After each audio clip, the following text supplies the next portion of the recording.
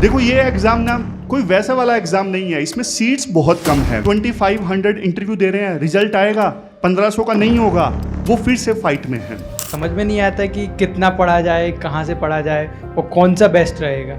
यहाँ पे दिक्कत गाइडेंस की नहीं है, ये सही बोल रहे हैं, दिक्कत है ओवर गाइडेंस की। दिक्कत रिसोर्सिस की नहीं है, रिसोर्सिस तो इतने ज़्यादा हैं कि इनको समझ में नहीं आ रहा है कि कौन सा पढ़ें। जो भी स्टैंडर्ड सोर्स है ना, आप किसी एक पे स्टिक कर जाइए, किसी एक पे। उसके बाद ना आप अपने साइड में PYQ रखिए। आप ना वो पढ़ के देखिए कि PYQ से क्वेश्चन सोल्व हो रहे हैं कि नहीं हो रहे हैं। सबसे बड़ा जो आपका कंपस है ना, वो PYQ है।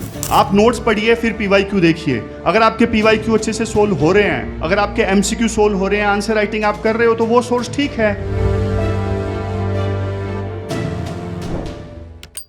देखो ये एग्जाम ना, मैं आपको बता दूं, कोई वैसा वाला एग्जाम नहीं है, इसमें सीट्स बहुत कम है। वैसे एग्जाम उतना मुश्किल नहीं है, लेकिन सबसे बड़ी प्रॉब्लम ये है कि सीट्स कम है। तो ऐसी सिचुएशन में ना आप ढीली ढाली अप्रोच के साथ में चल ही नहीं सकते। आपका देखो मुकाबला ना ऐसे स्टूडेंट्स के साथ में है। अभी देखो मेंस का रिजल्ट आया, कुछ का क्लियर हुआ, ऑलमोस्ट 2500 लोगों का। तो फिर उसके बाद वो अभी इंटरव्यू दे रहे हैं। लेकिन देखो 15,000 स्टूडेंट्स जिन्होंने मेंस दिया था, लेकिन उसमें से 12,500 का नहीं हुआ। आपका ना कंपटीशन उन लोगों से है।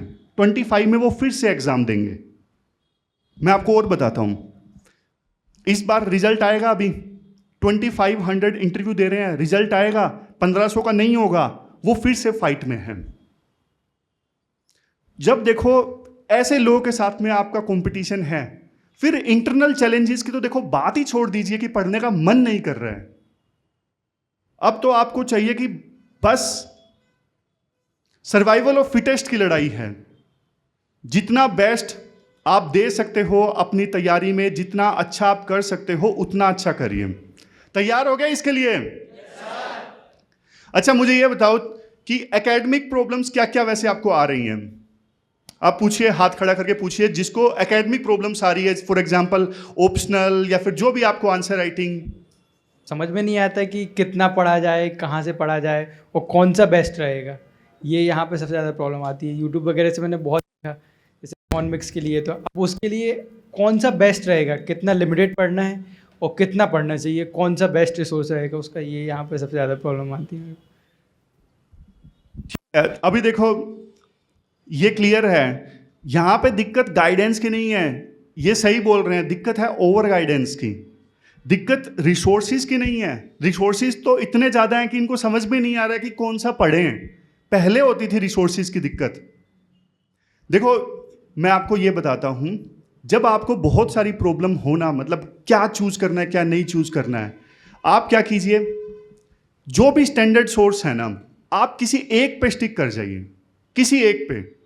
ऐसा नहीं कि बिल्कुल ही एक्सट्रीम पे चले गए, किसी को कोई जानता ही नहीं है, ऐसे इकोनॉमिक टीचर के नोट्स फॉलो कर लिए। कोई भी चाहे किसी भी इंस्टीट्यूट का हो, आप ना थोड़ा सा फेमस हो, उसके नोट्स पढ़िए। उसके बाद ना आप अपने साइड में PYQ रखिए। आप ना वो पढ़ के देखिए कि PYQ से क्वेश्चन सोल्व हो रहे हैं कि नहीं हो रहे हैं। सबसे बड़ा जो आपका कंपस है ना, वो PYQ है, सबसे बड़ा कंपस है। आपको किसी से पूछने की दिक्कत ही नहीं आएगी। आप नोट्स पढ़िए, फिर PYQ देखिए। अगर आपके PYQ अच्छे से सोल्व हो रहे हैं, अगर आपके MCQ सोल्व हो रहे हैं, आंसर राइटिंग आप कर रहे हो, तो वो सोर्स ठीक है। अगर उस टीचर के नोट से, उस बुक से आपके PYQ सोल्व नहीं हो रहे, या फिर आप दूसरे कोचिंग इंस्टीट्यूट की टेस्ट सीरीज ज्वाइन सोल्व नहीं हो रही है, तो इसका मतलब कहीं ना कहीं कमी है।